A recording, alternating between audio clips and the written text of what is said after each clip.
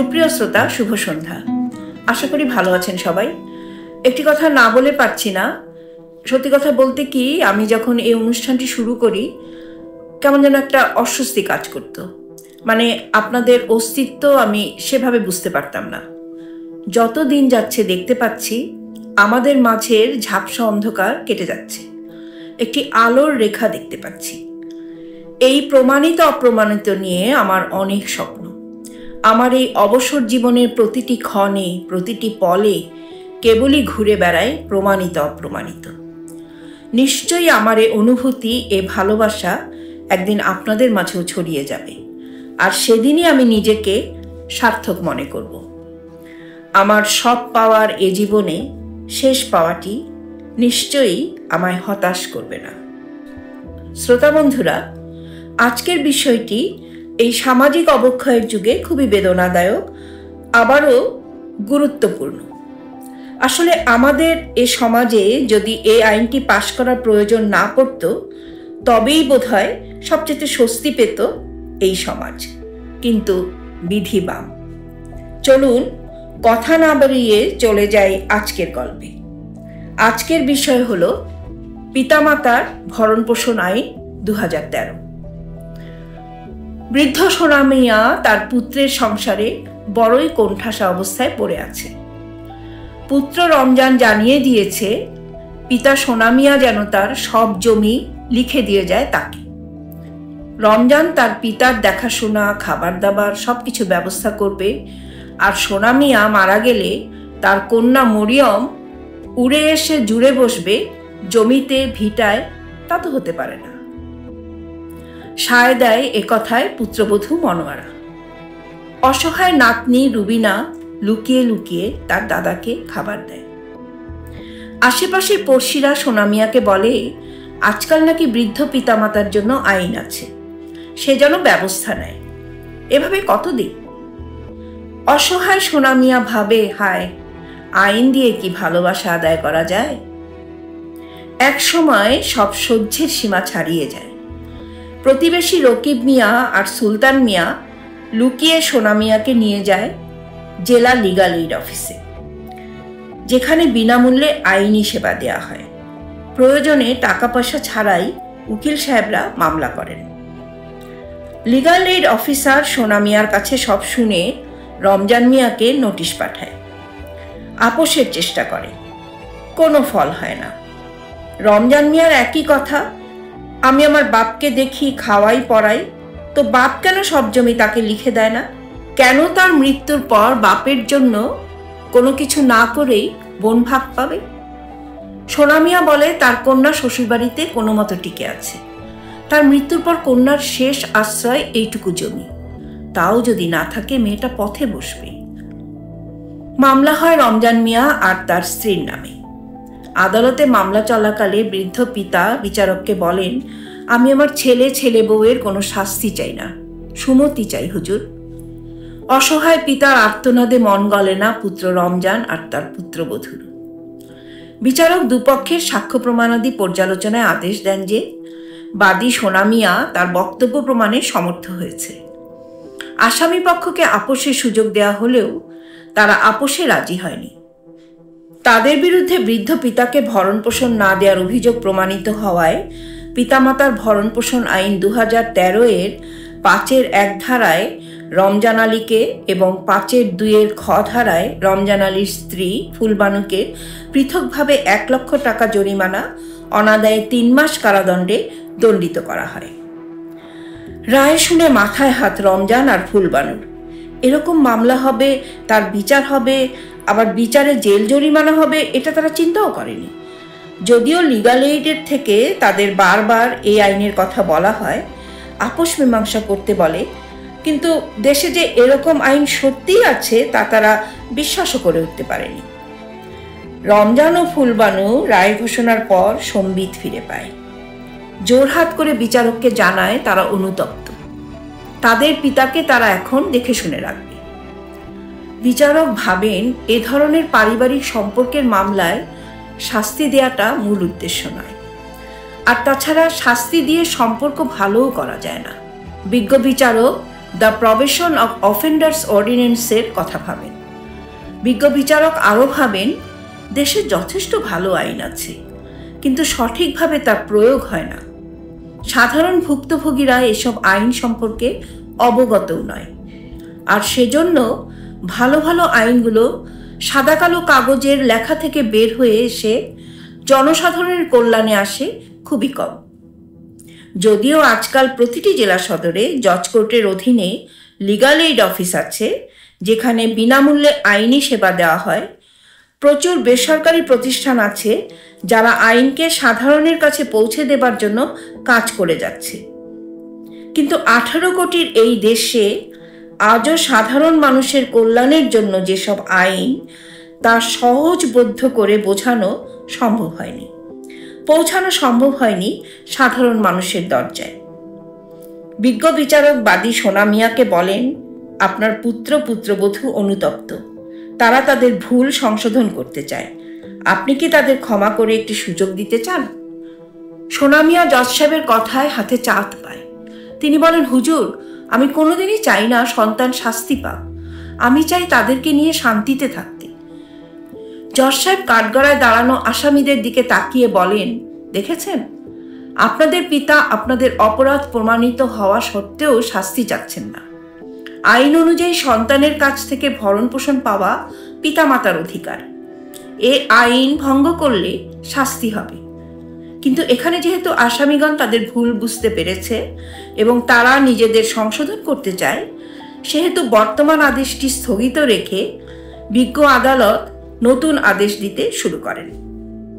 আদেশে বলা হয়, আসামি রমজান মিয়াকে পিতামাতার ভরণ পোষণ আইন 2013 এর 5-1 ধারায় ও আসামি ফুলবানুকে একই আইনের 5-2 খ ধারায় দোষী সাব্যস্ত করে সাজা প্রদান আপাতত স্থগিত রেখে তাদেরকে দ্য প্রভিশন অফ অফেন্ডার্স অর্ডিন্যান্সের 5 ধারা অনুযায়ী 3 বছরের জন্য নিম্নলিখিত শর্তে ও মুচলেকা প্রদানে প্রবেশন অফিসারের তত্ত্বাবধানে থাকার নির্দেশ দেওয়া হলো।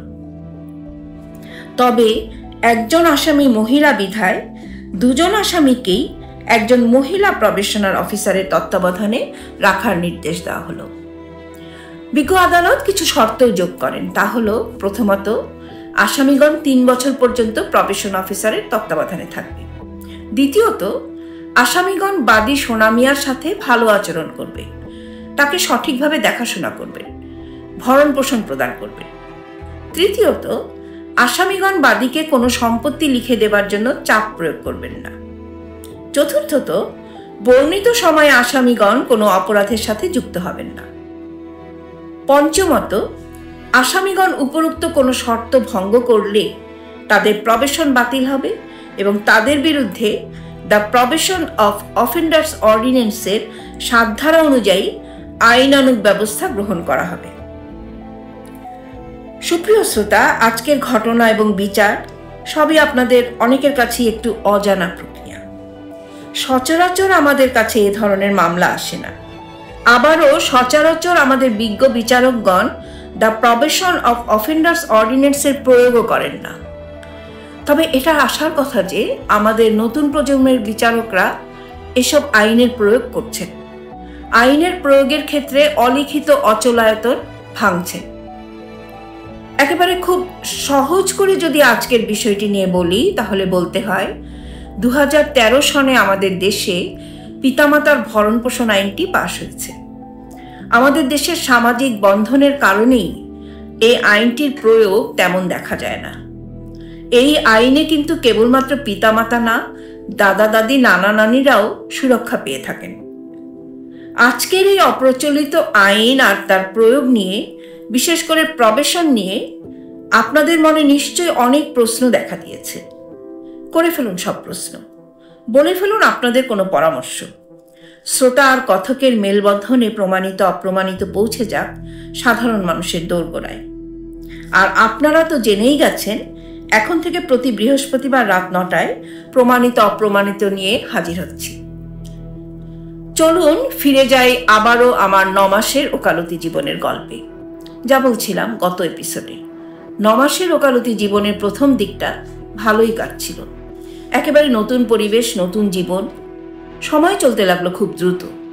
খেয়াল করলাম সিনিয়র শুক্রবার বেশিরভাগ ডিকটেশন জমিয়ে রাখতেন আমাকে দিয়ে করাবেন বলে। শুক্রবার সকাল সকাল আমি পৌঁছে যেতাম সিনিয়রের চেম্বারে। আমি গেলে সিনিয়র আমাকে ডিকটেশন দিতে শুরু করতেন। ততদিনে আমি ডিকটেশন নিতে বেশ স্বচ্ছন্দ বোধ করছি। যথারীতি ওকালতনামাগুলোতেও জুনিয়র হিসেবে আমার সইও থাকত। আমরা 7-8 জন জুনিয়র স্যারের চেম্বারে ছিলাম। আমি একেবারেই নতুন, কিছুই জানি না, কিছুই বুঝি না, সব কিছুতেই বেশি উৎসাহ।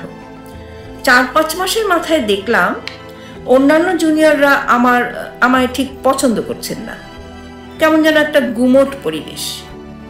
শুধুমাত্র সিনিয়র যখন থাকেন ততক্ষণ সব স্বাভাবিক। একদিন আমি সিনিয়রের চেম্বারে বসে কাজ করছি, ভিতর বাড়ি থেকে একটি লোক আমাকে ডেকে নিয়ে গেল। আমি ভিতরে গিয়ে দেখি সিনিয়রের স্ত্রী বসে আছেন। আমার সিনিয়র বাবার বয়সী ছিলেন, বাবার সাথেই ওনার সখ্যতা ছিল। সে সূত্রেই ওনার চেম্বারে কাজ করার সুযোগ হয়েছিল। স্বাভাবিকভাবেই আমি সিনিয়রের স্ত্রীকে আদাব দিয়ে বললাম, মাসিমা আমায় ডেকেছেন? উনি আমার সাথে 2-4 মিনিট যা কথা বললেন তাতে আমার বুঝতে বাকি রইল না ওনাকে আমার সতীর্থরাই অন্যায়ভাবে কান ভারী করেছে। আমার তখন 25 বছর বয়স। কোন কথার কি অর্থ না বুঝতে পারার কথা নয়, বয়সও নয়। আমি এ কথাও বুঝলাম এ যুদ্ধ আমার একার। আমি আমার পিতৃতুল্য সিনিয়র থেকে শুরু করে সকলের সাথেই কিছুই হয়নি ভেবে চলতে থাকলাম। প্রথমেই বলেছিলাম জজ হবার জন্যই ল পড়েছিলাম, কিন্তু এ কদিন আইনজীবী হিসেবে টুকটাক কাজ করতে পেরে বেশ ভালোই লাগছিল প্রফেশনটা। ভুলেই গেছিলাম বিসিএস এর জন্য প্রস্তুতি নেবার কথা। বিসিএস পরীক্ষার তখনও মাস 2 বাকি। বাড়িতে এসে শুরু করলাম পরীক্ষার প্রস্তুতি, তার সাথে ওকালতির টুকটাক কাজ। এর মাঝে একদিন সিনিয়র নাটোরে গেছেন মামলা করতে। আমি ওনার চেম্বারে সকালে কিছু লেখালেখির কাজ ছিল, সেটা করছিলাম। আমি আসলে বেশ সকালে চেম্বারে যেতাম, অন্যান্য জুনিয়ররা পরে আসতো। এটার একটা বড় কারণ ছিল অন্যান্য জুনিয়ররা রাত পর্যন্ত চেম্বারে কাজ করতেন। তো সেদিন হঠাৎ মোহরি চাচা বললেন অ্যাডিশনাল কমিশনার কোর্টে এই মামলাটা মুভ করতে হবে, ফাইল দেখে বুঝে নেন। আমি মোহরি চাচার কাছ থেকে সব বুঝে নিয়ে কিভাবে কি বলতে হবে নোট করে নিলাম। মোহরি চাচা আমাকে নিয়ে গেলেন অ্যাডিশনাল কমিশনার কোর্টে। আমি মুভ করলাম, অর্ডারও পেলাম। দুপুরের পর মোহরি চাচা আমাকে একটা প্যাকেট দিলেন।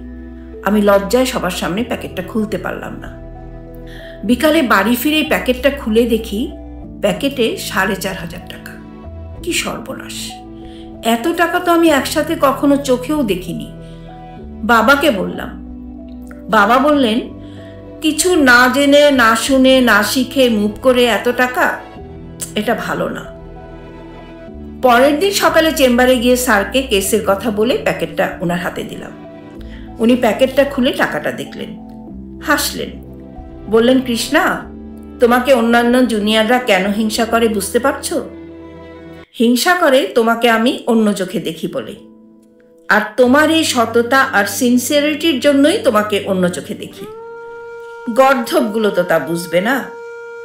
আমার চোখে জল এসে গেছিল। দেখি চেম্বারে কেউ নেই। আমি স্যারকে বললাম, স্যার আপনাকে একটা প্রণাম করি। প্রণাম শেষে উঠে দাঁড়াই সময় সেদিনকার ভিতর বাড়ির কথার যে গ্লানি নিজেকে কুকড়ে খাচ্ছিল, কোথা থেকে এক দমকা হাওয়ায় তা মিলিয়ে গেল। এর মাস 3-4 পরে লিখিত পরীক্ষা, আমার বিয়ে, ভাইভা, সবকিছুর তোড়ে আমার ওকালতির 9টি মাস কোথা দিয়ে চলে গেল বুঝতেই পারিনি। 81 সালে চাকুরিতে জয়েন করি। আজ এসব গল্প করতে গিয়ে মন বলছে, সত্যিই তো আমি আমার 9 মাসের ওকালতি জীবনে ভালো মন্দ অনেক কিছুই দেখেছি, তবে পেয়েছিলাম সিনিয়রের নিঃস্বার্থ অকৃত্রিম ভালোবাসা। শ্রোতা বন্ধুরা, আমার আজকের এপিসোড যেসব মহিলা আইনজীবীরা শুনছেন, আমি জানি সময়ের সাথে সাথে প্রতিযোগিতা অনেক বেড়েছে, তাদের চলার পথ মসৃণ নয়। প্রতিটি পদক্ষেপে আমাদের মেয়েদের হিসেব করে চলতে হয়, কিন্তু লক্ষ্য স্থির থাকলে নিজেকে সবকিছুর ঊর্ধ্বে রেখে প্রথম ৫-৭টি বছর মাটি কামড়ে ওকালতি পেশায় যদি টিকে যায়, সুদিন আসবে। এই অবক্ষয়ের যুগে একজন সৎ আইন জানা আইনজীবীর কিন্তু যথেষ্ট অভাব। যারা সত্যিই সেই জায়গাটায় যেতে চান, তাদের জন্য গন্তব্যে পৌঁছানো কিন্তু একেবারেই কঠিন নয়, শুধু ধৈর্যের প্রয়োজন। আমার শুভকামনা রইল সেসব নবীন আইনজীবীদের প্রতি। সুপ্রিয় শ্রোতা, আজ আসলে আমার জীবনের গল্প বলতে গিয়ে আমার অতীতে এমনভাবে ফিরে গেছিলাম যে সময়ের খেয়াল ছিল না। আজকের এপিসোড কেমন লাগলো জানাবেন। আর সেই একই কথা এবং শেষ কথা, লাইক দিন, শেয়ার করুন, প্রশ্ন করুন। 1 থেকে 2, 2 থেকে 3, 3 থেকে 4 করে ছড়িয়ে পড়ুক সকলের কাছে প্রমাণিত অপ্রমাণিতর কথা। ভালো থাকবেন। দেখা হবে প্রতি বৃহস্পতিবার রাত 9টায়। ধন্যবাদ। শুভরাত্রি।